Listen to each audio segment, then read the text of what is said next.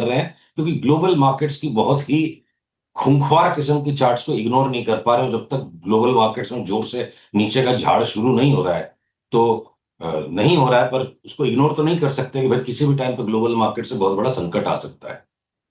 इस समय आपके टॉप लॉन्ग कॉल्स और टॉप शॉर्ट कॉल्स क्या होंगे Sushil ji? Short short term के लिए देखिए, पीएसयू बैंक्स अभी भी अगर एक बार बैंक निफ्टी टॉप आउट दे भी देता है तो भी पीएसयू बैंक्स को जो है ना पुल बैक में, जैसे bank of Baroda, Canara bank और आईओबी, इनको हम ट्रेडिंग के लिए थोड़ा सा पुल बैक आए तो ले सकते हैं कि ये नेट नेट जब जब बैंक निफ्टी में उछाल आएगा फिर भी बढ़ते रहेंगे तो हो सकता है net net bank Nifty 2000 point घटे भी, तब भी ये स्टॉक्स मान लो बढ़ सकते हैं। और शॉर्ट्स में जैसे अब आपके टाइटन आज तो जोर से टूट गया, अब रिबाउंड दे तो इसको बेचा जाए, या हम डीवीज लैब को शॉर्ट करने के लिए टकटकी लगा के बैठे हैं, या बीएसई फ्यूचर्स जो है ना डाउन ट्रेंड वापस से रिज्यूम हो चुका है इसका, तो every rebound is a short cell on that.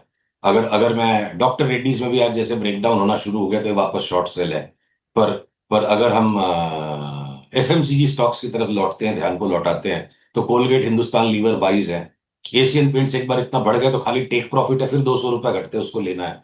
पर अगर ये सोलर इंडस्ट्रीज है, मान लो डिफेंस का स्टॉक है, अब इसका अप ट्रेंड एग्जॉस्ट हो गया और अब इसकी डाउन ट्रेंड लाइन जो है ना स्ट्रॉन्गर एंड स्ट्रॉन्गर होती जा रही है, देखो अगला वाला ट्रेंड भी टूट गया, तो एवरी रिबाउंड पे इसको हम बेचेंगे। जियो फाइनेंस फ्यूचर्स एकदम एक्सट्रीम ओवरबॉट है तो हम थोड़ा पुल बैक में ले लेंगे। तो अलग अलग स्टॉक्स अलग अलग काम करें। तो अनुज, थोड़ा सा मैं रिक्वेस्ट करूंगा, एकदम top shorts and top longs extreme high conviction को डिस्प्ले कर देगा। बड़ा फजी किस्म का बाजार है, फजी बाजार है।